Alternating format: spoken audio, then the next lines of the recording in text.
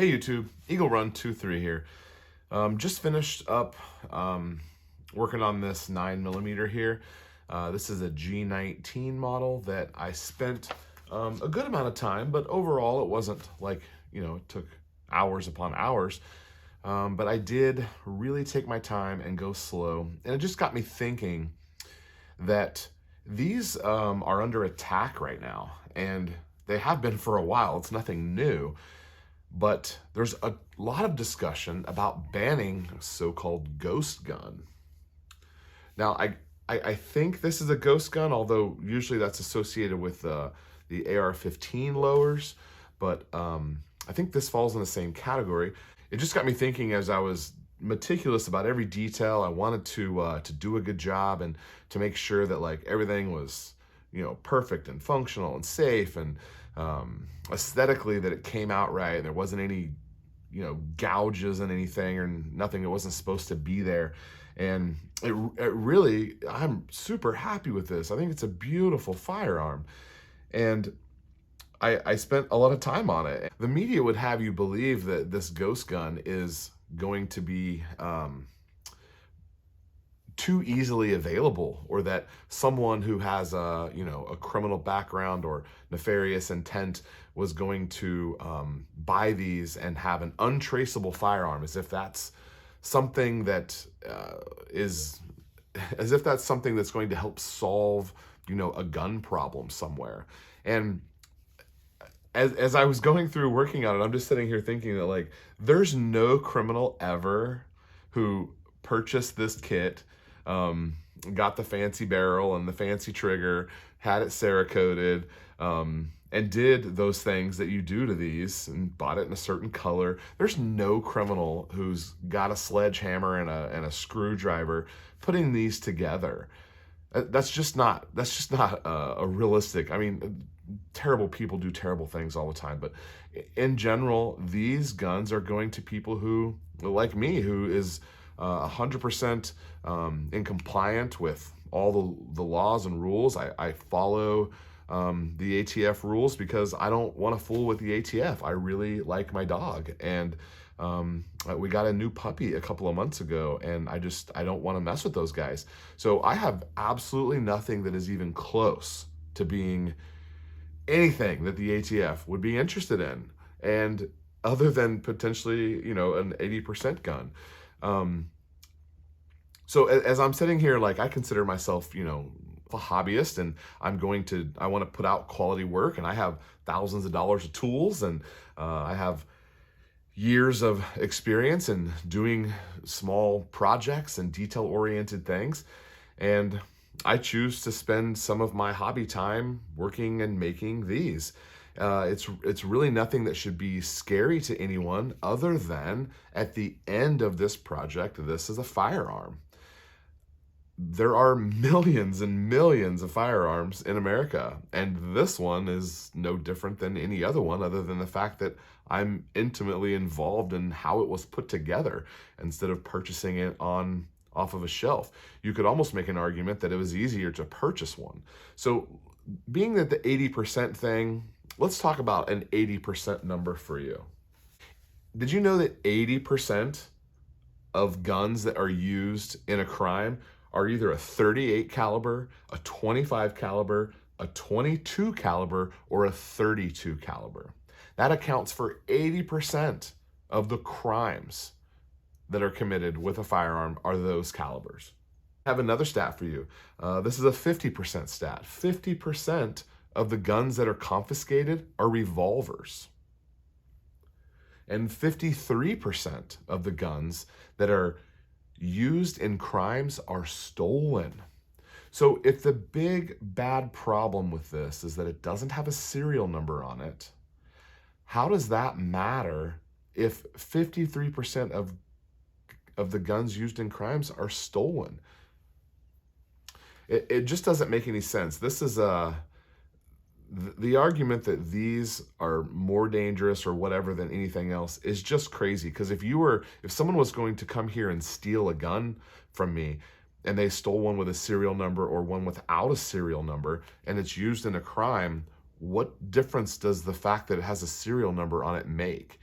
Does the serial number on the bottom of this firearm help protect, an innocent person? It doesn't. So I have an article here that is from the Chicago Times, and I'm just going to read a couple lines on here. Ghost guns are a deadly firearm deadly and firearm that purchasers assemble themselves, skipping the requirements for serial numbers that U.S. gun manufacturers and importers must comply with. Because they don't have serial numbers or other identifiers, I don't even know what an other identifier would be. I don't know. I mean, these are literally OEM parts or aftermarket parts. I don't know what that means. Ghost guns can rarely be traced. Some include no metal and do not trigger metal detectors. They can be ordered online by someone using no more than a simple shipping address and payment information. They can even be printed with 3D printers, although weapons made in that way are not as sturdy or durable. With the right tools, buyers can assemble the guns in 15 minutes. Listen, I've made some of these, and 15 minutes is not a realistic expectation. Extremists explain how to make them in online forums and in videos available on YouTube. I guess I'm an extremist, okay? Although I've never told anyone how to do anything. We just talk about them, and that usually angers YouTube enough to trigger the dreaded demonetization. People can even mass produce them. Could you line a bunch of them up like on a CNC machine and you can mass produce them, I guess. And they cost as little as $75. No, they're way more expensive than that. After they are assembled, ghost guns can be passed from one individual to another and from one locale to another without a trace. In what way is that different than if it has a serial number or not? Criminals aren't going to run a background check on anyone. Oh my goodness. Convicted felons who can't legally buy an ordinary firearm can readily purchase ghost guns. Okay, so if a criminal can't pass a background check, but they order one of these, that is a law broken right there, because this is now a firearm, and if I'm a criminal, I can't possess this. So whether it has a serial number on it or not doesn't change the fact that the criminal has broken the law. Criminals tend to break laws.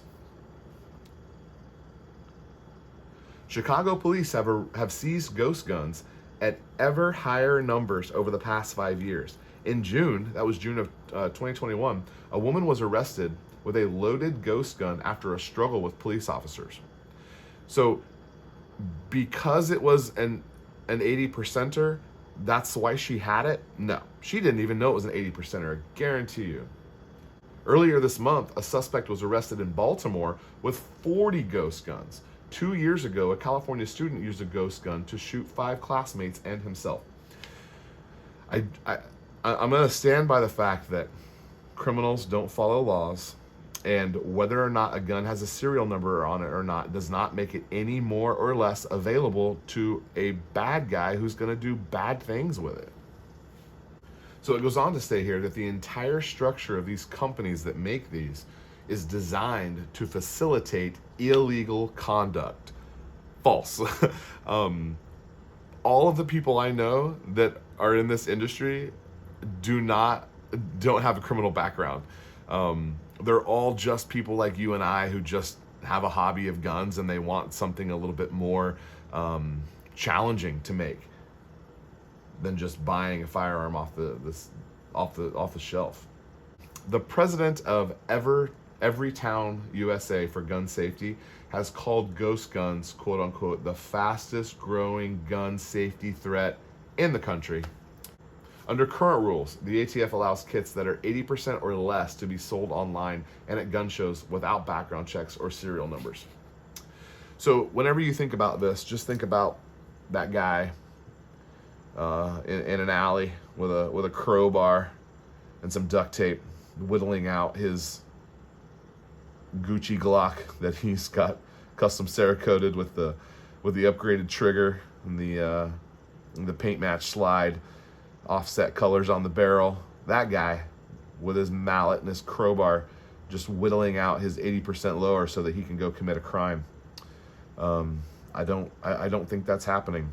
I think this is a false narrative all the way around. And the interesting part to this as well is that YouTube makes a ton of money off of firearms content on their platform. And while the creators aren't being monetized and they're not getting any of the financial reward for the content they're creating, but YouTube still has ads on that content and they still make money on it. And I think that if you follow the money, that's where things get really interesting. I think it's a problem, and YouTube knows it's a problem. And I think that's why they've just continued to crack down on this. This video will no doubt be demonetized just because of the words that I've said in it. But I think it's an important message, and I want you to I want to make sure that you guys are, we follow gun laws because we're not criminals. I'm not a criminal. I've never committed a crime. I have a concealed weapon permit, so my background is constantly under evaluation. And I just like to make something. That's it. I like to make something. It's scary though. And on a side note here, my wife, she does not like these. She thinks that I'm doing something wrong just by making these.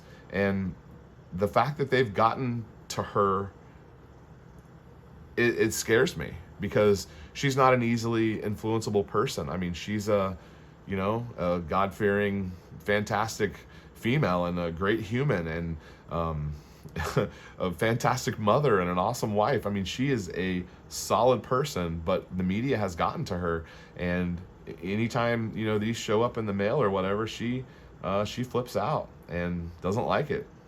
She wishes I didn't have them. So anyway, just an interesting take here on the 80% lowers. I still recommend that you make one. They're so fun. It's so rewarding, so enjoyable. I hate that it has a negative connotation around it. It's too bad.